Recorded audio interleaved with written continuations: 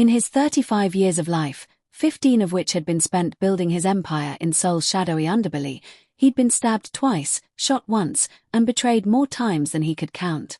He'd walked away from all of it with nothing more than new scars and a reinforced lesson: never show vulnerability, which made the sudden crushing pain in his chest extremely inconvenient. "You look pale," Minute-jae observed with barely concealed glee. "I'm fine." Dong-suk stood up, immediately regretting it as the room tilted sideways. The barbed wire was now a vice grip, crushing, suffocating. His left arm went numb. "This is bad," his brain supplied helpfully. "This is very bad. Boss." Dae-jung jumped up as Dong-suk swayed. "I said I'm—" Dong-suk's knees buckled. The last thing he heard before the darkness swallowed him was Dae-jung bellowing for someone to call an ambulance, and Minute-jae's voice saying, "Well, this meeting is over." Pain. That was Dong-suk's first conscious thought. His chest hurt like someone had parked a truck on it. His second thought, "I'm not dead." His third thought, as a firm, warm hand pressed against his chest and a voice with a distinct accent barked orders. "Who is that? Need a crash cart, now. Someone page cardiology." Dong-suk's eyes fluttered open. Fluorescent lights blinded him. He was moving. No, he was on a gurney being rushed down a hospital corridor. Medical staff in scrubs surrounded him like a flock of blue and green birds. And there, leaning over him, hand still pressed to his chest, was the most beautiful woman he'd ever seen. She was tall, with rich dark skin and her hair pulled back in a professional bun. But it was her eyes that caught him, intense, focused, burning with the kind of fierce concentration he recognized in himself when he was closing a deal. These were the eyes of someone who didn't accept failure. "Can you hear me?" she asked, her accent musical, Nigerian, he realized. "Sir, can you tell me your name?" "Dong-suk," he managed. "Park Dong-suk." "Good. I'm Dr. Nwankwo. You're having a cardiac event, Mr. Park. We're taking you to emergency." Her hand was still on his chest. Why did that feel more significant than the fact that he was apparently dying? "Stay with me," she commanded, and something in her tone made it impossible to disobey. "Keep your eyes open. Look at me." So he did. Even as they wheeled him into a trauma bay, even as she rattled off medical terms he didn't understand, even as other doctors swarmed around him, Dong-suk kept his eyes on hers. "Elevated troponin, ST elevation in leads 2, 3, and AVF, she announced, studying a monitor. "Probable inferior STEMI. Get me aspirin, clopidogrel, and prep for catheterization." Her hands moved with swift efficiency, examining him, pressing buttons, adjusting equipment. Every touch was professional, clinical, and yet Dong-suk was acutely aware of each one. "You're going to be fine, Mr. Park," she said, meeting his eyes again. "But I need you to stay calm. Can you do that?" Dong-suk, who had stared down armed rivals without flinching, who had negotiated multimillion-won deals without breaking a sweat, found himself nodding obediently. Good man. Had anyone ever called him a good man? The irony would have made him laugh if he had the breath for it. The next hour was a blur of needles, medications, and Dr. Nwankwo's steady voice guiding him through it. At some point, they moved him to another room, the catheterization lab, someone said. He felt a strange pressure in his chest but no pain, thanks to whatever drugs they'd given him. Through it all, Dr. Nwankwo remained close, her confidence an anchor in the chaos. "We placed 2 stents, she explained afterward, her hand resting lightly on his shoulder. "You had a complete blockage in your right coronary artery. Another hour, maybe less, and—" She didn't finish, but she didn't need to. "Thank you," Dong-suk said softly. She studied him for a moment, and he wondered what she saw. Did she know who he was? What he was? "Don't thank me yet. Thank me by taking better care of yourself." She made a note on her tablet. "Your associate said you work too hard. Too much stress. That needs to change, Mr. Park." Dae-jung had told her that. Dong-suk made a mental note to have words with him later. "I'll consider it." "You'll do more than consider it unless you want to be back here. And next time, I might not be on call." She raised an eyebrow. "Questions?" "About 100. None of them medical. Like, what time do you finish your shift? Do you like Italian food? Are you single? No questions, he said instead. Good. I'll check on you in a few hours. Rest. She turned to leave. Wait. She paused, looking back. Dong-suk's heart monitor beeped steadily, the sound suddenly very loud in the quiet room. Your name. Your first name. A slight smile tugged at her lips. It's Chimamanda. But everyone calls me Amanda, and my patients call me Dr. Nwankwo. Amanda, he repeated, testing the name. It sounded perfect. Rest, Mr. Park. This time she did leave, her white coat disappearing through the door. Dong-suk woke hours later to find Dae-jung sitting in a chair beside his bed, scrolling through his phone with a concerned frown. Boss. Dae-jung straightened immediately. How are you feeling? Like I got hit by a truck. Dong-suk tried to sit up, wincing. How long was I out? 4 hours. The doctor said you needed sleep. Dae-jung pocketed his phone. That Nigerian doctor, she's something else. Didn't take any of my questions, just said you'd be fine and to let you rest. She saved my life, Dong-suk said quietly. Yeah. Dae-jung nodded. She did. Minute J and his crew left, by the way. Sent flowers. He gestured to an elaborate arrangement on the windowsill. Probably hoping you die so they can renegotiate territory. Dong-suk would have laughed, but it hurt too much. Classic Minute J. You really scared me, boss. Dae-jung's voice went rough. When you collapsed, I thought. I know. Dong-suk reached over, gripped his friend's shoulder. I'm okay. Dr. Nwankwo made sure of it. Something in his tone made Dae-jung's eyebrows rise. Dr. Nwankwo. The cardiologist. Right.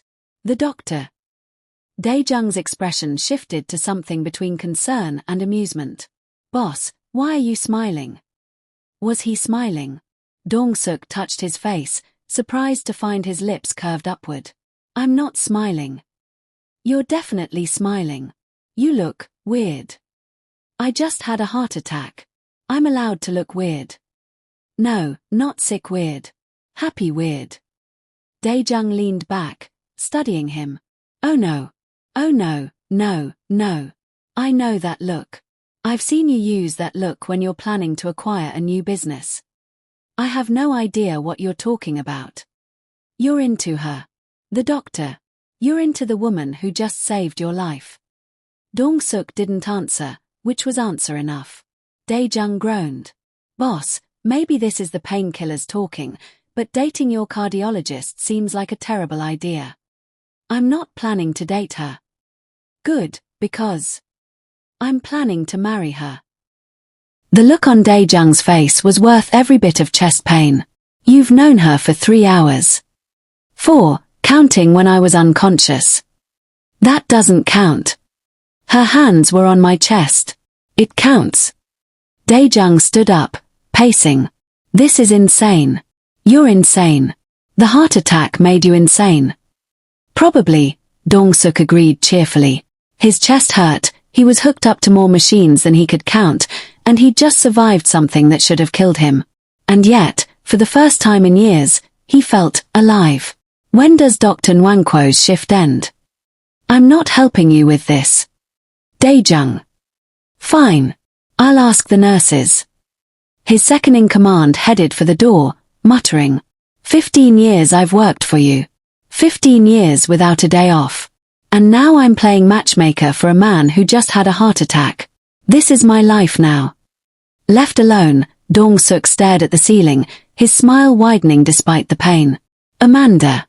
He was definitely going to see her again. The heart monitor beeped a little faster, and Dong-suk couldn't even pretend it was the heart attack. 3 days later, Dong-suk sat in his home office, fully recovered and completely obsessed. His penthouse overlooked the Han River, floor-to-ceiling windows showcasing Seoul's glittering skyline. Normally, this view helped him think.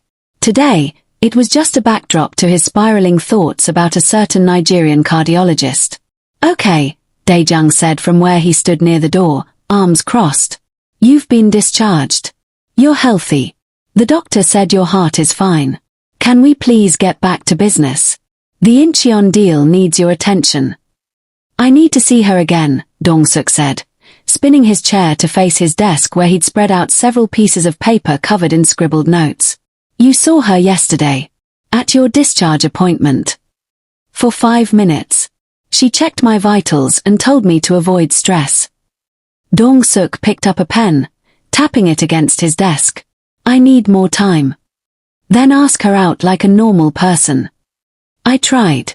She said it would be inappropriate while I'm her patient. Dae-jung blinked.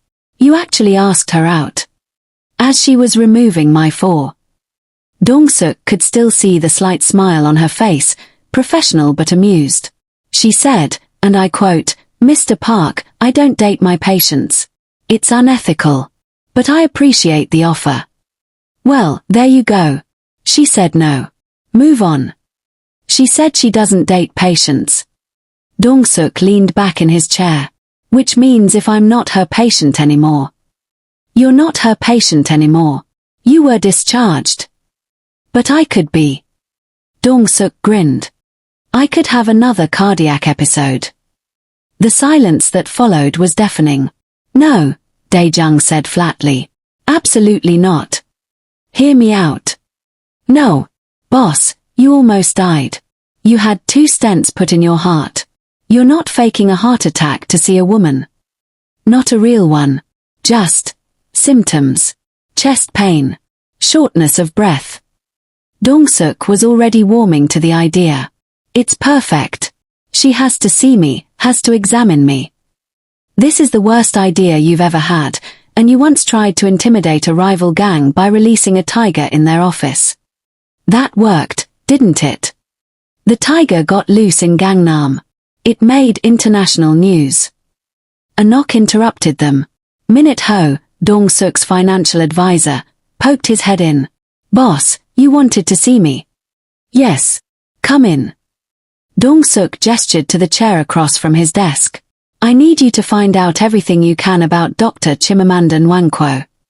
Minute Ho pulled out his tablet, fingers already flying across the screen. The cardiologist from Seoul Medical Center. Already done. I figured you'd ask. And? Dr. Nwankwo, goes by Amanda, 32 years old, Nigerian, graduated top of her class from University of Lagos College of Medicine, completed her residency at Johns Hopkins, specialized in interventional cardiology. Is she single? Dong-suk interrupted. Minute Ho looked up, adjusted his glasses. No social media presence, no listed relationship status in any database, lives alone in an apartment in Itaewon, works approximately 80 hours a week. He paused. She only takes emergency cardiac cases. Doesn't do regular consultations or follow-ups unless specifically required. Dong-suk's heart sank. So I can't just book an appointment. Not unless you're having a heart attack. Minute Ho cleared his throat. Though, technically, Seoul Medical Center needs funding for their new cardiac wing. We could donate, get you on the board, have more access. Too obvious, Dong-suk muttered. She'd see right through that. We could buy the hospital, Minute Ho suggested. Then you'd be her boss. Dae-jung groaned. We're not buying a hospital so our boss can stalk his cardiologist. It's not stalking, it's strategic relationship building. It's stalking. Another knock. This time, 3 of Dong-suk's enforcers filed in, Sung Minute, a wiry man with sharp eyes, Tae-young, built like a brick wall, and Ji-hoon, the youngest and most tech-savvy. Boss, we heard you needed help with something, Sung Minute said. Who told you that? The whole organization knows, Ji-hoon said cheerfully, holding up his phone. Someone started a group chat. Operation, Win the Doctor's Heart. Dong-suk shot a glare at Dae-jung, who held up his hands. Wasn't me. I'm against this whole thing. Look, Tae-young said, cracking his knuckles. We can just grab her, bring her here. No. Dong-suk, Dae-jung, and Minute Ho shouted in unison. Kidnapping is definitely off the table, Dong-suk added. I want her to like me, not file a police report. Then what's the plan? Sung Minute asked, genuinely curious. Dong-suk stood, moving to the whiteboard he usually used for business strategy. He picked up a marker. Dr. Nwankwo only treats emergency cardiac cases. So you fake an emergency, Ji-hoon finished, grinning. Boss, that's actually kind of genius. It's actually kind of insane, Dae-jung corrected. We'll need to make it believable, Dong-suk continued, ignoring him. Chest pain, radiating to the left arm. Shortness of breath. Sweating. I can look up symptoms. Ji-hoon was already typing on his phone. This is happening, Dae-jung said to the ceiling. This is actually happening. I work for a lovesick idiot. 2 hours and one terrible rehearsal later, Dong-suk sat in his car outside Seoul Medical Center, psyching himself up. You don't have to do this, Dae-jung said from the driver's seat. You could just wait. Run into her somewhere naturally. She works 80 hours a week. The only place I'll run into her is here. Then wait until you actually have a problem. You're a stressed mob boss, you'll probably have another real heart attack eventually. That's your solution. Hope I almost die again. Dae-jung sighed. Just try not to overact, okay? You're a terrible liar when you're nervous. I don't get nervous. Boss, you're sweating and you're not even faking it yet. Dong-suk wiped his forehead. Fine. He was a little nervous. But this would work. It had to. He got out of the car and walked into the emergency department, trying to look appropriately distressed. A nurse at the triage desk looked up. Can I help you? I'm having chest pain, Dong-suk said, placing a hand over his heart. It's really bad. Too dramatic. He could tell by the nurse's skeptical expression. On a scale of 1 to 10. 8. Maybe 9. Was that too high? 7.5. Which is it? 8. Definitely 8. Dong-suk tried to look pale. I recently had a heart attack. 2 stents. Dr. Nwankwo was my doctor. The nurse's expression shifted to concern. Okay, let's get you into a room. Recent cardiac event takes priority. Success. Dong-suk let himself be led to an examination room, his heart actually pounding, though probably not for the right reasons. 20 minutes later, he was hooked up to an EKG machine, blood pressure cuffed tight around his arm when the door opened. Amanda walked in, tablet in hand, her expression all business. She wore navy blue scrubs today, her hair in braids pulled back in a ponytail. She looked tired, probably coming off a long shift, but still beautiful. Mr. Park. Her tone was neutral. I heard you were having chest pain. Yes. It started about an hour ago. Sharp pain, right here. He indicated his chest, just left of center. She moved closer, all professional efficiency. On a scale of 1 to 10. 8. Interesting.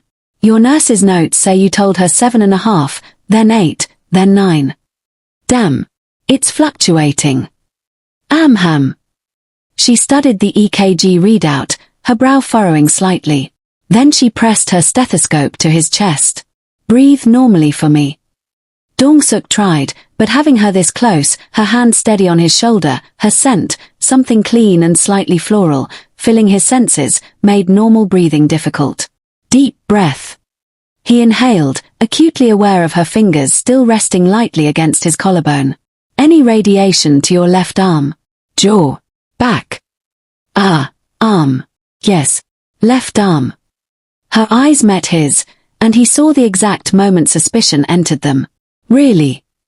Really? She straightened, tapping something into her tablet. We'll run a full cardiac panel. Troponin levels, D-dimer, chest X-ray. Standard protocol for someone with your history. That's good. It's necessary. Her tone had cooled several degrees. Your vitals are excellent. Your stress tests from 3 days ago showed complete recovery. There is nothing wrong with your heart. The way she emphasized heart made it clear she knew exactly what he was doing. Dr. Nwankwo has better things to do than chase false alarms. We have actual emergencies to attend to. I suggest you see your regular physician for anxiety management. I'm not anxious. Then perhaps, Amanda said coolly, you should consider why you keep showing up here with symptoms that don't exist. Their eyes locked. Her expression gave nothing away, but he could see the disappointment beneath her professional mask. I'll prescribe you some meditation techniques, she continued. And exercise. Gentle cardiovascular activity. Yoga, perhaps. She scribbled something on a prescription pad, tore it off, and handed it to him. Take care of yourself, Mr. Park. She turned to leave. Dr. Nwankwo. I have actual patients to see. She didn't look back. Please don't waste any more hospital resources. In the car, Dae-jung wisely said nothing as Dong-suk slumped in the passenger seat. She knew, Dong-suk finally said. Of course she knew. She's a brilliant doctor, and you're a terrible actor. Dong-suk looked at the prescription in his hand. Instead of meditation instructions, Amanda had written, for chest pain caused by guilt, try honesty. He laughed despite himself. She has a sense of humor. She thinks you're a time-wasting idiot. She gave me advice. That means she still cares about my well-being. Boss, I say this with respect, you're delusional. Maybe he was. But as Dae-jung started the car, Dong-suk found himself smiling. She'd seen right through him, yes. But she'd also left him a note. A personal note. Which meant she'd thought about him, even if she was annoyed. It was something. He pulled out his phone and texted Minute Ho, find out where she buys her coffee. Dae-jung groaned. We're not done with this, are we? We're just getting started. The prescription paper crinkled in his pocket as he stared out at Seoul skyline, already planning his next move. Amanda wanted honesty. Fine. He'd be honest. But first, maybe one more fake emergency. Just to see her again. Dae-jung didn't need to know about that part yet. Dae-jung didn't need to know about that part yet. Amanda was having the kind of day that made her question her life choices. It started with a 5-hour surgery that should have taken 3, continued with a code blue in the ICU, and was now being capped off by Seoul Medical Center's computer system apparently having a complete mental breakdown. What do you mean there are 15 cardiac alerts? She stared at the nurse station monitor in disbelief. Nurse Park, looking equally confused, clicked through screens. The system's glitching. It's sending out emergency alerts for patients who aren't even in the hospital.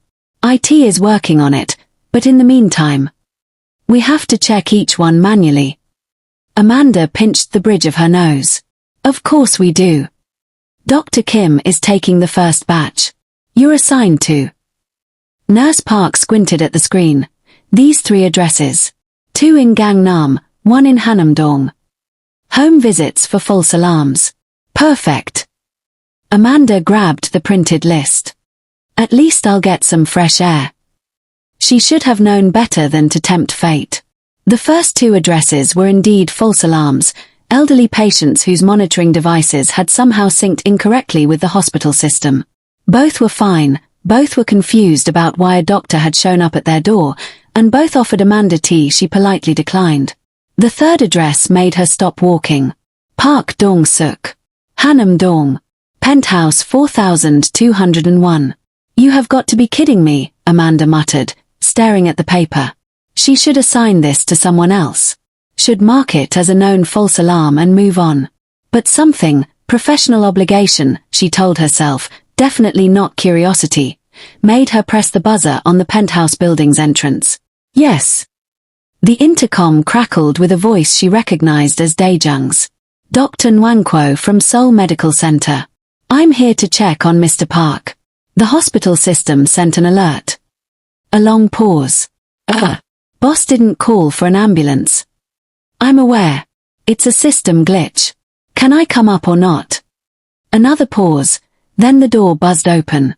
Amanda rode the elevator up, preparing her most professional, most withering glare.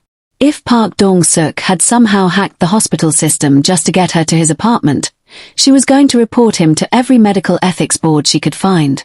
The elevator opened directly into a penthouse foyer. Dae-jung stood there, looking simultaneously guilty and amused. Dr. Nwankwo. This is unexpected. Where is he? Amanda kept her voice clipped and professional. Dae-jung glanced toward the interior of the apartment. Actually, he doesn't know you're here. He's in the gym. The gym? Yeah. Working out. As the doctor ordered. He gave her a significant look. Gentle cardiovascular activity. Oh. So Dong-suk hadn't orchestrated this. That was actually disappointing. No, not disappointing. Relieving. It was relieving. I still need to check his vitals. Hospital protocol. Right. Of course. Dae-jung led her through a stunning living room, all floor-to-ceiling windows and minimalist furniture, toward a hallway. Just, maybe knock first. But he'd already opened the gym door. Amanda's professional composure took a direct hit. The home gym was impressive. Top-of-the-line equipment, mirrored walls, ambient lighting. But none of that registered as much as the man in the center of the room. Dong-suk stood in front of a heavy bag, wearing only black athletic shorts, his torso glistening with sweat. He was mid-punch when he noticed them, freezing in a position that really showcased everything. Amanda had seen countless bodies in her career. She was a doctor. The human form was just anatomy to her. Muscles, bones, cardiovascular systems. Clinical. Professional. Except Dong-suk's body was making her forget every bit of her medical training. He wasn't bulky like a bodybuilder, but lean and defined in a way that suggested real strength, not just aesthetics. His shoulders were broad, tapering to a narrow waist, abs clearly defined even under the sheen of sweat. But it was the scars that caught her attention, a puckered mark on his left shoulder, a long thin line across his ribs, a starburst pattern above his right hip. Bullet wound, knife wound, another knife wound, her medical brain catalogued automatically. Dr. Nwankwo. Dong-suk grabbed a towel, pressing it to his face, but made no move to put on a shirt. What are you doing here? Hospital system malfunction, she managed, proud that her voice came out steady. Sent out false cardiac alerts. I'm here to verify you're not dying. I'm not dying. I can see that. Was it her imagination, or had his eyes just traced down her body the same way hers had done to him? No. Professional. She was here professionally. I still need to check your vitals. Hospital protocol. Amanda pulled out her portable monitor, grateful to have something to do with her hands. Sit. Dong-suk sat on a weight bench, and she approached with her equipment. This close, she could smell him, clean sweat, something woody, utterly masculine. Her hands, normally steady, trembled slightly as she wrapped the blood pressure cuff around his bicep, which was unfairly well muscled. You're actually exercising, she said, needing to fill the silence. I'm impressed. You told me to. His voice had gone lower, quieter. I follow my doctor's orders. Since when? The words came out more flirtatious than she'd intended. His mouth quirked. Since I met a doctor worth listening to. Amanda pressed the stethoscope to his chest, right over his heart, and felt it hammering. Your heart rate is elevated. I was working out. It's still elevated. Maybe I'm nervous. She looked up at him. Big mistake. He was watching her with an intensity that had nothing to do with medical care and everything to do with the charged air between them. You don't strike me as someone who gets nervous, Mr. Park. Dong-suk, he said softly. You can call me Dong-suk. That would be inappropriate. But she didn't move her hand from his chest. You're my patient. Am I? You said my heart is fine. You discharged me. And I haven't faked any more emergencies. This visit was not my doing. For once, I'm innocent. His hand came up, hovering near her wrist but not quite touching. Can we acknowledge what's happening here? Amanda's breath caught. What's happening is a routine medical check following a system error. Is that really all this is? She should move. Should step back, finish her examination, leave. Instead, she found herself studying the scar on his shoulder. How did you get this? The question surprised him. Which one? All of them. Dong-suk was quiet for a moment. The shoulder was a bullet. 8 years ago. Business deal gone wrong. And the ribs? Knife. Different deal, same result. The one on your hip. You saw that? He sounded almost embarrassed. I'm a doctor. I notice things. She did step back then, needing distance. You live dangerously, Mr. Park. Dong-suk, he corrected again. And I used to. I'm trying to change that. Why? Recently, I had a very good reason to start caring about my health. His eyes held hers. About my future. The weight of his meaning hung in the air between them. Amanda busied herself with packing up her equipment. Your vitals are good. Blood pressure slightly elevated, but that's expected post-exercise. Heart rhythm normal. You're cleared. Amanda.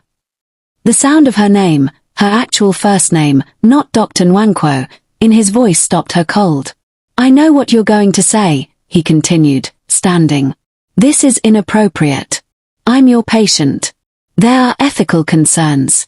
Professional boundaries. All of which are very real. But I haven't been able to stop thinking about you since the moment you saved my life. He took a step closer, still not touching but close enough that she could feel the heat radiating from his skin.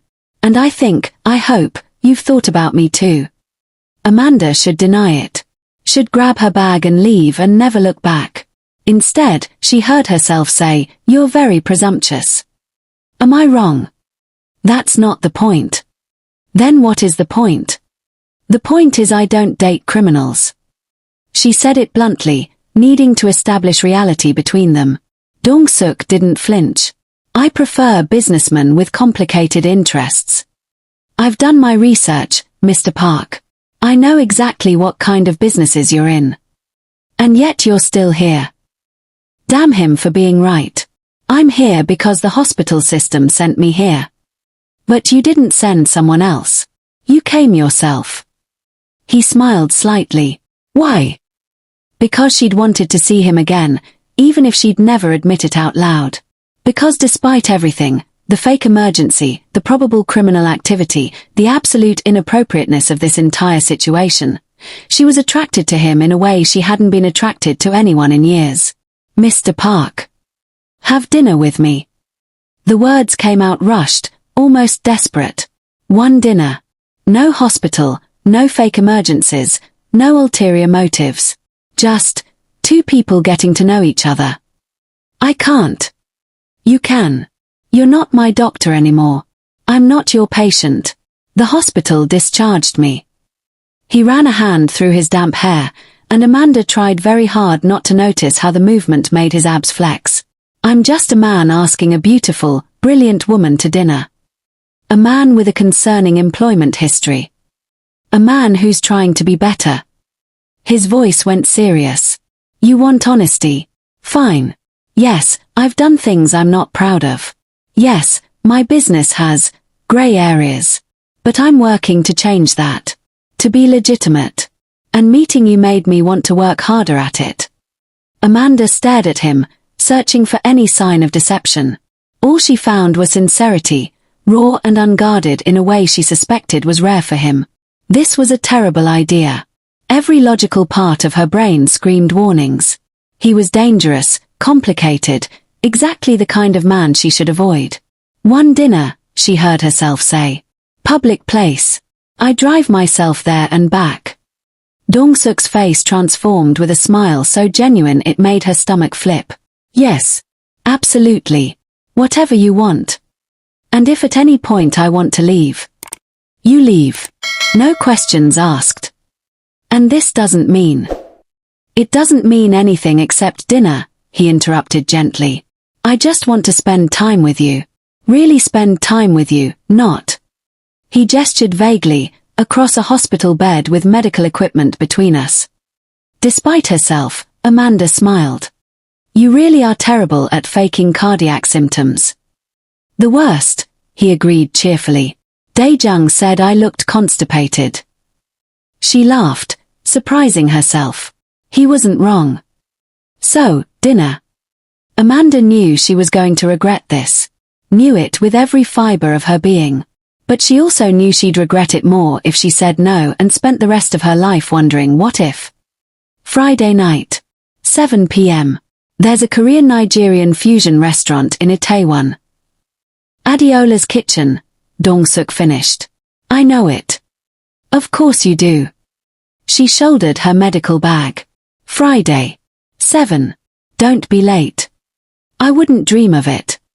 He was still smiling like he'd won the lottery. Can I have your number? To confirm details.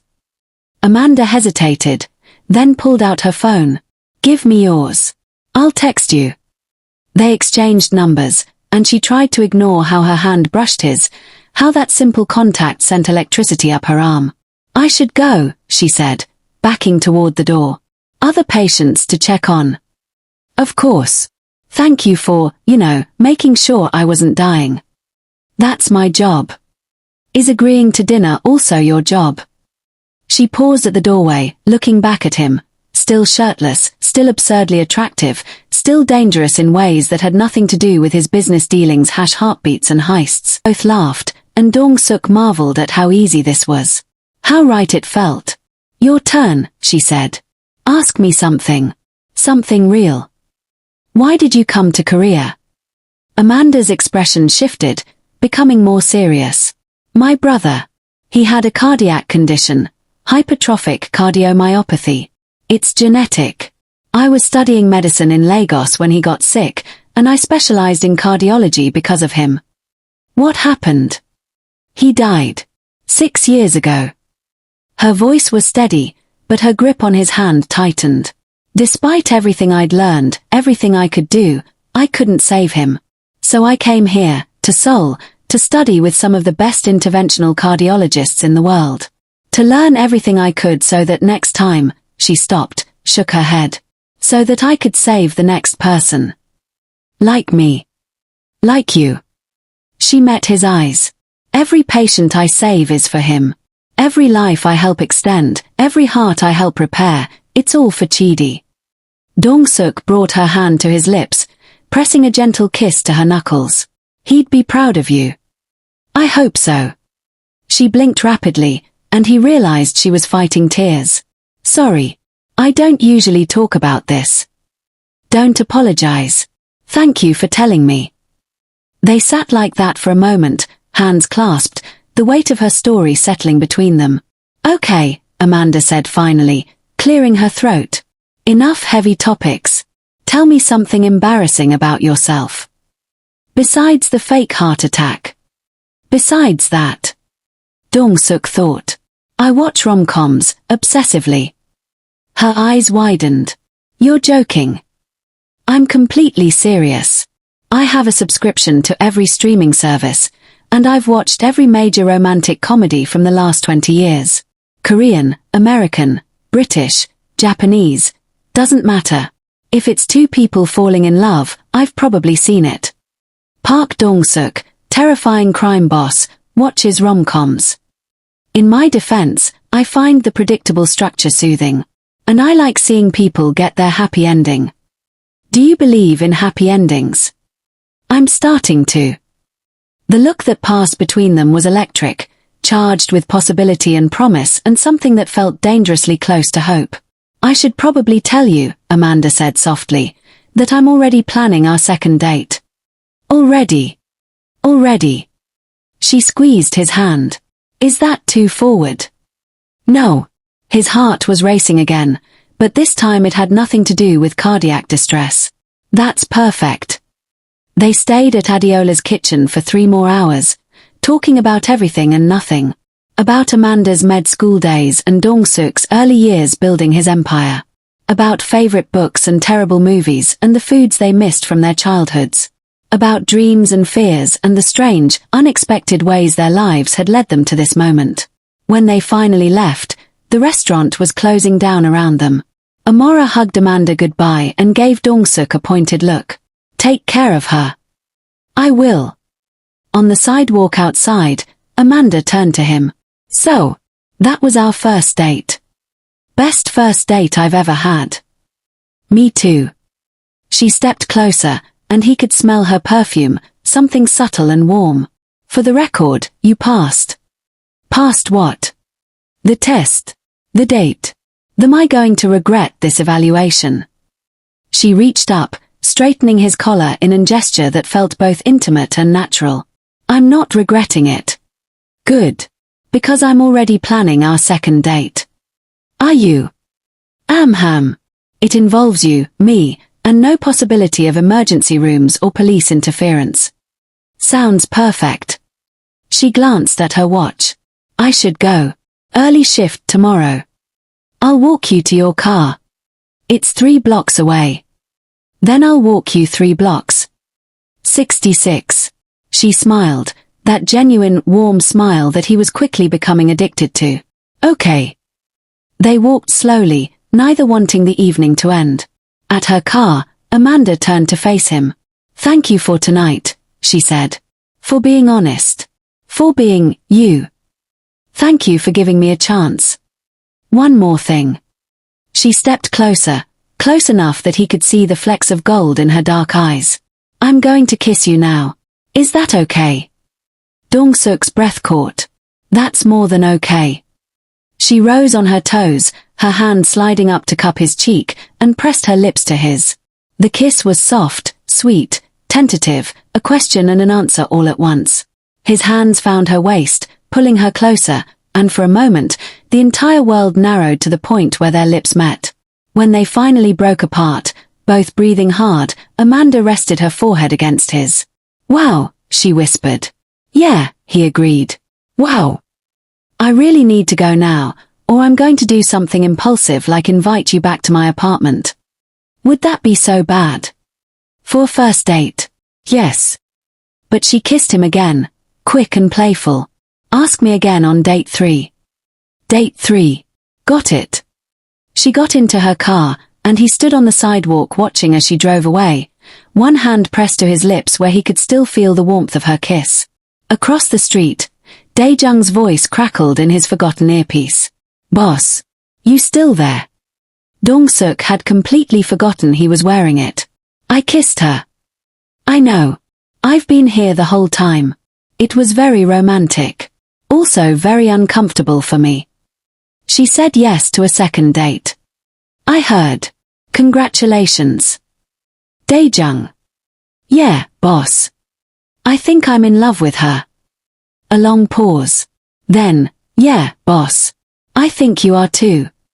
Dong-suk walked back to Dae-jung's car, a smile on his face that wouldn't fade, his heart, his surgically repaired, technically perfect heart, beating stronger than ever. Amanda made it exactly halfway home before pulling over and texting Sarah. Amanda stared at her phone, trying to put into words what she'd felt standing outside her car with Dong-suk. The way he'd looked at her like she was the only person in the world. The way his hands had trembled slightly when they touched her waist. The way he'd tasted like mint and spicy jollof rice and possibility. Amanda. Everything. Everything changed. She put her phone away and drove home in a daze, touching her lips periodically, replaying every moment of the evening. When she finally got to her apartment in Itaewon, she found herself smiling at nothing, humming as she got ready for bed. Her phone buzzed just as she was about to sleep. Dong-suk, made it home safe. Thank you again for tonight. I can't stop thinking about you. Amanda, same. Get some rest. Doctor's orders. Dong-suk. Yes, doctor. Sweet dreams. Amanda, you too. She set her phone down, but it buzzed again almost immediately. Dong-suk. One more thing. Amanda, yes? Dong-suk. When can I see you again? Amanda laughed into her pillow, feeling like a teenager instead of a 32-year-old cardiologist. Amanda, I work Monday through Thursday this week. Friday. Dong-suk, that's 6 days away. Amanda, you'll survive. Dong-suk. Barely. But if you need me before then, for any reason, I'm here.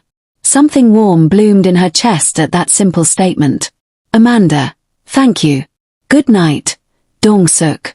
Dong-suk. Good night, my beautiful doctor. She fell asleep smiling, her phone still clutched in her hand. The weekend passed in a blur of text messages and voice calls that stretched late into the night. By Monday morning, Amanda felt like she'd known him for months instead of weeks. She was in the middle of morning rounds when Sarah cornered her in the hallway. "You're glowing," Sarah accused. "I'm not glowing." "You're definitely glowing. You've been smiling at your phone all morning." "What did he say?" Amanda pulled up her last message from Dong-suk, showing it to Sarah. "Dong-suk. Good morning. I know you're starting your rounds now, so I won't distract you. But I wanted you to know that I'm thinking about you. Have a great day, doctor." Sarah clutched her chest dramatically. "Oh my God, he's perfect. Ada, if you don't marry this man, I will. You're engaged. I'll break it off. This is true love. It's been 3 days since our first date. And you've talked every day since. You're falling for him. Admit it." Amanda opened her mouth to deny it, then closed it. Because Sarah was right. She was falling. Fast and hard and completely against her better judgment. "I barely know him," she said weakly. "You know he's trying to change for you. You know he watches rom-coms and can't lie to save his life. You know he ate an entire plate of spicy jollof rice just to impress you." Sarah grabbed her shoulders. "Ada, you know everything that matters." Before Amanda could respond, her pager went off. "Emergency in the cardiac unit." She ran. The patient was a 40-year-old man in acute heart failure, and it took Amanda and her team 6 hours to stabilize him. By the time she emerged from surgery, exhausted and emotionally drained, it was past 8 p.m. She checked her phone to find a dozen missed calls from an unknown number and several texts from Dong-suk. "Dong-suk, I heard about your emergency surgery. Don't worry about responding. Just wanted you to know I'm thinking of you. Dong-suk, I had Daejung drop off some food at the hospital. It's at the nurse's station on your floor. Please eat something when you get a chance. Dong-suk, the unknown number calling you is Detective Lee. He's been trying to reach me all day, and I have a feeling he's going to try you too. You don't have to answer if you don't want to." Amanda walked to the nurse's station to find a bag from her favorite Korean Nigerian fusion place, not Adiola's, but another spot she'd mentioned once in passing. He'd remembered. She was eating the jigigi and moi moi combination when her phone rang. Unknown number. Against her better judgment, she answered. "Dr. Nwankwo. Dr. Nwankwo, this is Detective Lee. We spoke last week." "I remember. I'm calling because we've had a development in our investigation of Park Dong-suk. I'd like to ask you a few questions." "Detective Lee, with all due respect, unless you have a warrant or Mr. Park is a suspect in a specific crime, I don't think I can help you." "Doctor, I understand you've been seeing Mr. Park socially." Amanda's blood ran cold. "Are you following me?" "We're following Mr. Park.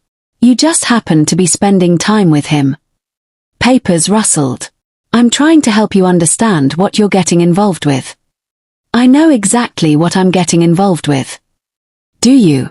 "Because Park Dong-suk isn't just some businessman with questionable ethics. He's connected to some very dangerous people. And those people have a habit of hurting anyone who gets close to him." "Is that a threat?" "It's a warning. One you should take seriously." Amanda hung up, her hand shaking slightly. She immediately called Dong-suk. He answered on the first ring. "Amanda, are you okay?" "Detective Lee just called me. He said people close to you have a habit of getting hurt." Silence on the other end. Then, he's not entirely wrong. "Dong-suk, can I come see you? I know you're working, but I think we need to talk about this in person." Amanda looked at her schedule. She had paperwork, but nothing urgent. "I'm off in an hour. Can you meet me at my apartment? Text me the address. I'll be there." Dong-suk arrived exactly 1 hour later, carrying a bag from a convenience store and looking worried. "I brought ice cream," he said when she opened the door. "And ramen. And these little fish-shaped pastries you mentioned liking. I didn't know what you'd want, So I got everything. Despite her stress, Amanda smiled. Come in. Her apartment was small but cozy, books everywhere, medical journals stacked on the coffee table, a few Nigerian decorations mixed with Korean aesthetics. Dong-suk looked around with interest. This suits you, he said. Smart, organized, with personality in unexpected places. Was that a compliment? It was absolutely a compliment. He set the food on her kitchen counter. Now, about Detective Lee. They sat on her couch, and Amanda tucked her legs under her, suddenly exhausted. He said being close to you is dangerous. That people who get involved with you get hurt. Dong-suk was quiet for a long moment. He's not wrong. 3 years ago, one of my business associates started dating a civilian, a teacher. Sweet woman, nothing to do with our world. One of my rivals found out and used her to send a message. She ended up in the hospital. Amanda's stomach dropped. What happened to her? She survived. We moved her out of the country, set her up somewhere safe. But the relationship didn't survive. He broke up with her to protect her. Dong-suk met Amanda's eyes. I won't lie to you. Being with me comes with risks.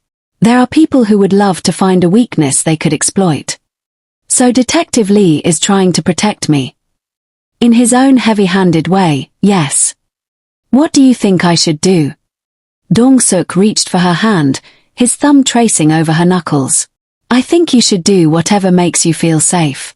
If that means walking away from this, from us, I'll understand. I won't like it, but I'll understand.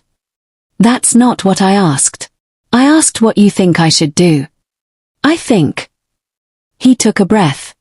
I think you should let me protect you. I have security, resources. I can make sure you're safe without compromising your independence or your work. Security.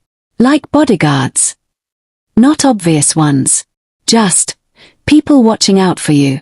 Making sure no one approaches you who shouldn't. Amanda pulled her hand away, standing up. Dong-suk, I'm a doctor at a major hospital. I can't have mob enforcers following me around. They'd be discreet. It doesn't matter how discreet they are. This is insane. She paced her small living room. 3 days ago, we had a perfect first date. Now we're talking about bodyguards and hospital visits from rivals. Dong-suk stood too, but didn't approach her. I know this is a lot. I know I'm asking you to accept things that no one should have to accept. And if you want to end this right now, I won't blame you.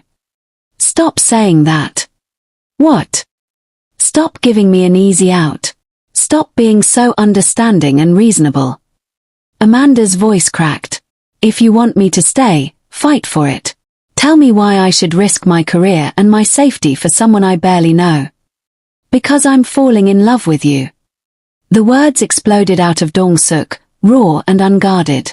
Because in 1 week, you've made me want to be better than I've ever been. Because when I'm with you, I feel like the person I was always supposed to be instead of the person circumstances made me. He took a step closer. Because when you kissed me on Friday night, it was the first time in my entire life that I understood what happiness actually feels like. Amanda stared at him, her heart pounding. I know it's too soon, he continued, his voice softer now. I know this is crazy. But I've never felt this way about anyone, and I don't want to lose it. I don't want to lose you. You barely know me, she whispered. I know you sing off key when you're tired.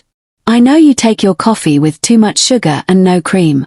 I know you cry during surgery sometimes because you care so much about your patients. He moved closer, close enough to touch but still not touching. I know you're brave and brilliant and so beautiful it hurts to look at you sometimes. And I know that I will spend every day proving that I'm worth the risk if you give me the chance. Dong-suk. I won't let anything happen to you. I promise. My people are the best at what they do, and what they do is keep people safe. You won't even know they're there. Amanda closed her eyes, feeling tears threatening. Everything logical said to end this now, to protect herself, to go back to her safe, predictable life. But when she opened her eyes and saw the way Dong-suk was looking at her, Like she was precious, like she was worth changing his entire life for. Logic didn't seem nearly as important. "I need time," she said finally. "Time to think about this. To figure out if I can actually do this."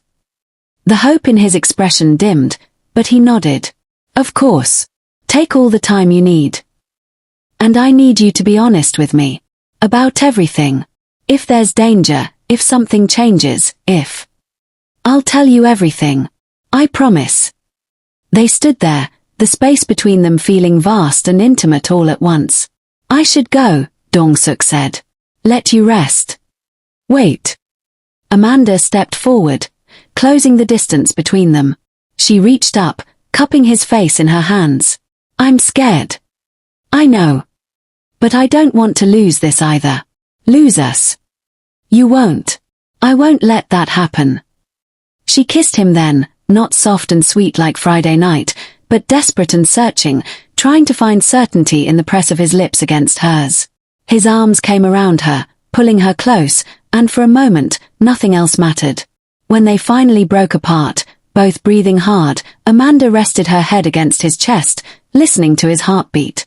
"I can hear your heart," she murmured. "It's racing." "That's your fault." His hand stroked through her hair. "You're bad for my cardiovascular health." "That's ironic, considering I'm a cardiologist." "Very ironic." He kissed the top of her head. "I really should go." "I know." Neither of them moved. "Amanda." "Whatever you decide, I need you to know, meeting you was worth everything. Even if this ends tomorrow, I'll never regret a single moment." She looked up at him, memorizing his face, the strong jawline, the soft eyes, the mouth that curved so easily into a smile.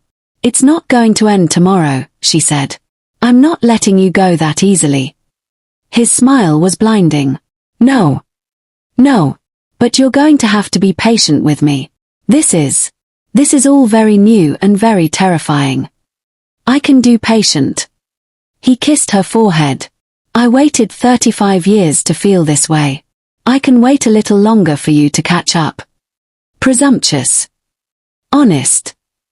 She walked him to the door, their fingers intertwined. At the threshold, he turned back. "Text me when you're ready for that second date." "I will." "And Amanda, lock your door. And maybe check in with me when you get to work tomorrow. Just so I know you're safe." Is that the boyfriend concern or the crime boss concern? Both. Definitely both. After he left, Amanda locked her door and leaned against it, her heart still racing. Her phone buzzed. "Dong-suk, I miss you already. Is that pathetic?" "Amanda, completely pathetic." "Amanda, I miss you too." Amanda set her phone down and walked to her bedroom, feeling the weight of the evening settling on her shoulders. She was really doing this, dating a man with a dangerous past and a complicated present, risking her safety and her peace of mind for something that might not even last. But as she climbed into bed and closed her eyes, all she could think about was the way Dong-suk had looked at her, the way he'd said he was falling in love with her, the way her heart had responded by falling right back. She was terrified. She was exhilarated. And for the first time in years, she felt truly alive. 3 months. It had been 3 months since Amanda had last seen Park Dong-suk in person, and every single day had been torture. She'd made her decision the morning after their conversation about Detective Lee's warning. She'd texted him something professional and distant. "I need space to think. Please respect that." And to his credit, Dong-suk had respected it. No more texts. No more calls. No more surprise food deliveries at the hospital. Just silence. The silence should have brought relief. Instead, it brought misery. "You look terrible," Sarah said bluntly, cornering Amanda in the doctor's lounge during a rare break. "You've lost weight, you're not sleeping, and I caught you staring at your phone yesterday like it personally offended you." "I'm fine." "You're not fine. You're miserable." Sarah sat down beside her. "Ada, why are you doing this to yourself?" "I'm protecting myself. That's what Detective Lee said I should do." "Detective Lee doesn't have to live your life. You do." Sarah grabbed her hand. "I've known you for 5 years, And I have never seen you as happy as you were those few days with Dong-suk. Never. It's only been 3 months. I'll get over it. Will you? Because from where I'm sitting, you're just torturing yourself for no reason. Amanda pulled away, standing up. There are plenty of reasons. He's dangerous. His world is dangerous. I could lose my career, my safety. You could also lose the man you love because you're too scared to take a risk. I don't love him. It was 3 dates and some phone calls. Sarah just looked at her, eyebrows raised. Fine, Amanda admitted. Maybe I love him. Maybe I've been in love with him since he ate that spicy jollof rice and tried not to cry. But that doesn't change the facts. It doesn't change. Her pager went off. Cardiac emergency. Amanda ran. The emergency room was chaos when she arrived. Nurses shouting, monitors beeping, someone calling for a crash cart. And there, on the gurney being wheeled past her, was a sight that made her blood run cold. Dong-suk. His face was ashen, his eyes closed, an oxygen mask over his mouth. Dae-jung was running beside the gurney, his face twisted in panic. Dr. Nwankwo. He grabbed her arm. Boss collapsed during a business meeting. He couldn't breathe, clutching his chest. How long ago? 20 minutes. We called immediately, but traffic. Amanda was already moving, her training overriding everything else. Get him to Trauma Bay 2. Someone page cardiology, I need a full team now. She fell into the rhythm of emergency medicine, that cool, focused place where nothing existed except the patient and the problem. Except this wasn't just any patient. This was Dong-suk. BP is dropping, a nurse called out. 80 over 50 and falling. Pulse is thready. Heart rate 140. Amanda pressed her stethoscope to his chest and heard what she'd feared, the irregular, struggling rhythm of a heart in crisis. Probable cardiac arrest, she announced, her voice steady despite the fear clawing at her throat. Prepare for intubation. Get me epi, and someone call the cath lab, we're going in. Dong-suk's eyes fluttered open for just a moment, unfocused and hazy. But they found her face, and something like recognition flickered there. Stay with me, Amanda commanded, her hand pressing against his chest. Right over his heart, right over the scars from his surgery 3 months ago. Don't you dare die on me, Park Dong-suk. That's an order. His lips moved under the oxygen mask, but no sound came out. Then his heart stopped. The monitor flatlined with a shrill, endless tone that Amanda had heard 1,000 times in her career but had never sounded quite so devastating. Starting compressions. She climbed onto the gurney, positioning herself over him, and began the rhythmic pressing that could restart his heart. Someone charged the defibrillator. Charged to 200. One of the residents took over compressions as Amanda grabbed the paddles. Clue. His body jerked with the shock. Nothing. Again. 300, clear. Another shock. Another horrible flat line. Come on, Amanda muttered, resuming compressions. Her arms burned, her hands ached, but she didn't stop. Couldn't stop. Come on, Dong-suk. Fight. Fight for me.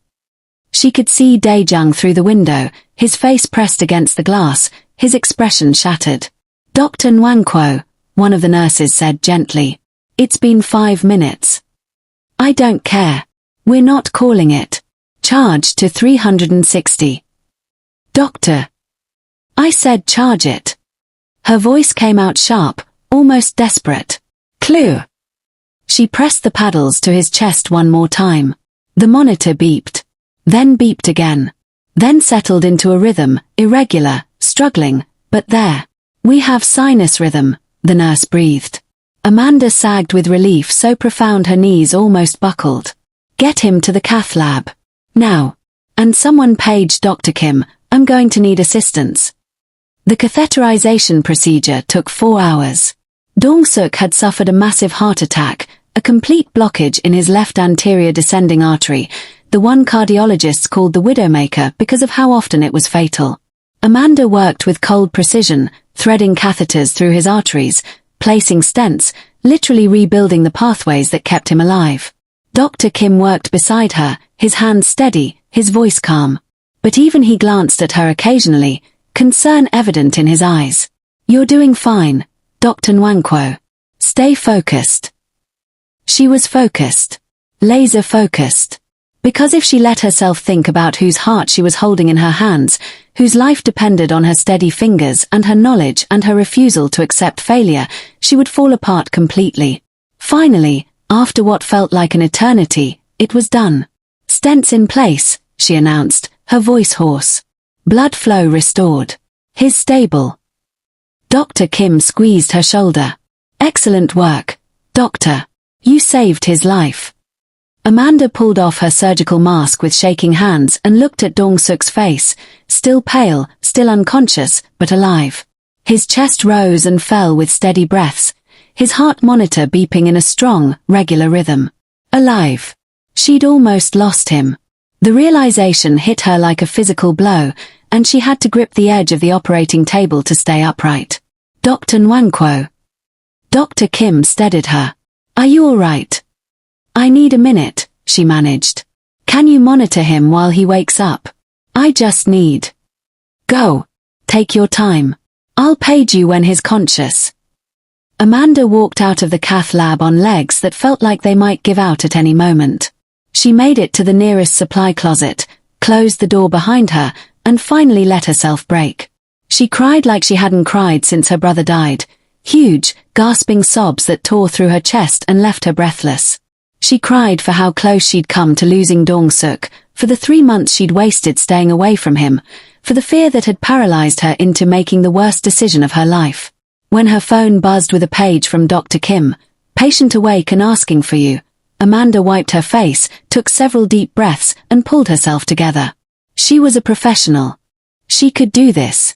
Dong-suk looked small in the hospital bed, which was absurd because he was over 6 feet tall and built like he could take down anyone who challenged him. But hooked up to monitors and fours, his face still pale, he looked vulnerable in a way that made Amanda's heart clench. His eyes opened when she walked in, and the smile that spread across his face was weak but genuine. "Hey, doctor." "Hey." Amanda moved to his bedside, checking his vitals automatically. "How are you feeling?" "Like I got hit by a truck. Again." His voice was raspy. "Daejung said I flatlined." "You did. For almost 6 minutes. But you brought me back. That's my job." "Amanda." His hand reached for hers, his grip surprisingly strong. "You saved my life. Again." She looked down at their joined hands, blinking back fresh tears. "I thought you were faking. When Daejung said you collapsed, my first thought was that you were faking to see me." "I considered it," he admitted with a weak laugh. "But Daejung threatened to quit if I tried that again." Despite everything, Amanda laughed. It came out choked and watery, but it was a laugh. "You're an idiot." "Probably." He squeezed her hand. "I missed you." "I missed you too." The words came out before she could stop them. "Every single day for 3 months, I missed you." "Then why did you stay away?" "Because I was scared." Amanda sat down in the chair beside his bed, not letting go of his hand. "Detective Lee was right. Being with you is dangerous. Your world is dangerous. And I was terrified of losing everything I've worked for. And now I realize I almost lost something much more important." She met his eyes. "When I saw you on that gurney, when your heart stopped, I understood something. The danger, the complications, the risk to my career, none of it matters if you're not here." Dong-suk's eyes shimmered with unshed tears. "Amanda." "I love you," she said, the words tumbling out in a rush. "I've been in love with you since that first date, maybe even before. And I've been miserable without you. So if the offer still stands, if you still want." "I'm leaving the organization," he interrupted. Amanda stopped mid-sentence. "What?" "I've been working on it for the past 3 months. Since you asked for space." Dong-suk shifted carefully, wincing at the movement. "I'm selling off all my questionable businesses, transitioning everything to legitimate operations. The nightclubs are becoming proper entertainment venues with liquor licenses. The import-export companies are actually importing and exporting legal goods. The protection rackets are becoming private security firms with proper contracts. Dong-suk, that's your entire empire. An empire built on things I'm not proud of. He brought her hand to his lips, pressing a gentle kiss to her knuckles. When you told me you couldn't be with a criminal, I realized I didn't want to be one anymore. Not if it meant losing you. But your people, your position. My people are being taken care of. The ones who want to go legitimate are getting positions in the new companies. The ones who don't are being helped to transition to other organizations. And my position. He smiled slightly. I'm retiring. At the ripe old age of 35. Amanda stared at him, overwhelmed. You're really doing this? All of this? For me? For us? He corrected. I want a life with you, Amanda. A real life. Not one where you have to worry about detective warnings or rival organizations. Not one where our children. He stopped, his eyes widening. I mean, if you want children. Eventually. Not that I'm assuming. Children. Amanda's heart stuttered. Someday. Maybe. If you. He looked adorably flustered for a man who'd just survived a massive heart attack. I'm getting ahead of myself. You really have thought about this. I've had 3 months and nothing to do except reorganize my entire life and think about you. His thumb traced circles on the back of her hand. I meant what I said that night. I'm falling in love with you. Actually, I'm already there. I love you, Amanda Nwankwo. And I want to spend the rest of my life, however long that is, with my terrible heart, proving that I'm worth taking a chance on. Amanda felt tears streaming down her face, but for the first time in months, they were happy tears. Your heart isn't terrible, she said, laughing through the tears. I personally repaired it. Twice. It's in excellent condition. Then my excellent heart is yours. If you want it. She leaned forward, cupping his face in her hands, careful of the forelines and monitor cables. I want it. I want you. All of you, crime-free and reformed and watching rom-coms on Friday nights. Is that a yes? To what? To us. To taking a chance. He took a deep breath. Amanda, I know this is too fast and I'm probably still high on painkillers, but I have to ask because I almost died and life is short and... Dong-suk. Will you marry me? The question hung in the air between them. Amanda should have said it was too soon, that they barely knew each other, that people didn't propose from hospital beds after 3 months of not speaking. Instead, she kissed him, gentle because of the hospital equipment, but deep and meaningful and full of every emotion she'd been suppressing for the past 3 months. When she pulled back, Dong-suk was smiling through his own tears. Is that a yes? Ask me again when you're not in a hospital bed. Amanda. Ask me when you've been out of the organization for 6 months. When you've proven that you're really done with that life. She brushed his hair back from his forehead. And then, when you ask me again, the answer will be yes. His smile could have lit up the entire hospital. That's as good as a yes. It's a probably yes pending review. I'll take it.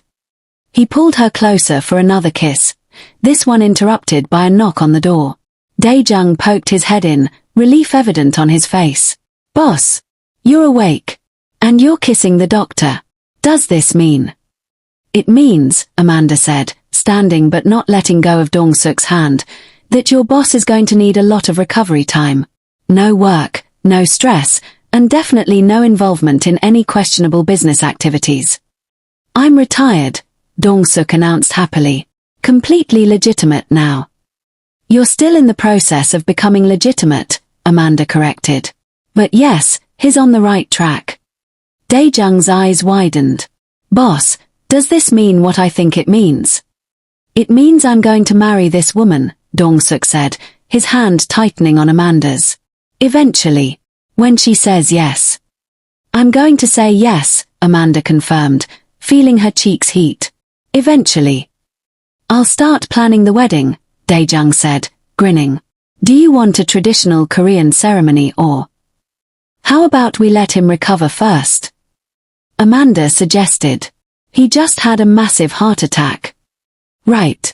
Recovery. Got it. Dae-jung backed toward the door. But just so you know, the whole organization is going to be very excited about this. The legitimate organization, I mean. After he left, Amanda returned to her seat beside Dong-suk's bed. Your people are going to be excited about you marrying your cardiologist. My people have been invested in our relationship since day one. There's a group chat and everything. Of course there is. Amanda laughed, shaking her head. I'm going to marry, a man whose criminal organization has a group chat about his love life. Former criminal organization, he corrected. And technically, you're not dating me. You just agreed to eventually say yes to my eventual proposal. Is there a difference? Legally, probably. He tugged her hand, pulling her closer. But I don't care about legal technicalities right now. I just care that you're here. That you're staying. I'm staying. Amanda settled into the chair, their hands still linked. But you're following all my medical advice from now on. No more stress, no more 80-hour work weeks, no more. I'll do whatever you say, doctor. His eyes were already drooping with exhaustion. As long as you're there to tell me what to do. Get some sleep. Doctor's orders. Will you be here when I wake up? I have to finish my shift. But I'll be back tomorrow morning. Promise. Promise. She stayed until he fell asleep, his hand still holding hers, his heart monitor beeping steadily. When she finally left the room, she found Sarah waiting in the hallway. So? Sarah asked. Did you tell him? I told him. Amanda felt a smile spreading across her face, wide and unstoppable. And he proposed. What? I said no. Well, not no. Eventually yes. I'm going to need the full story with details. Later. Right now, I have patients to see. Amanda started walking, feeling lighter than she had in months. But Sarah, you were right. About all of it. I usually am. What was I right about this time? Taking the risk. It's worth it. Epilogue. 6 months later. The restaurant was perfect, the same Korean-Nigerian fusion place where they'd had their first date. Amora had closed it down for the evening, decorating the space with flowers and candles and a banner that read "Congratulations on not dying." Your friend has a unique sense of humor, Dong-suk observed, adjusting his suit jacket nervously.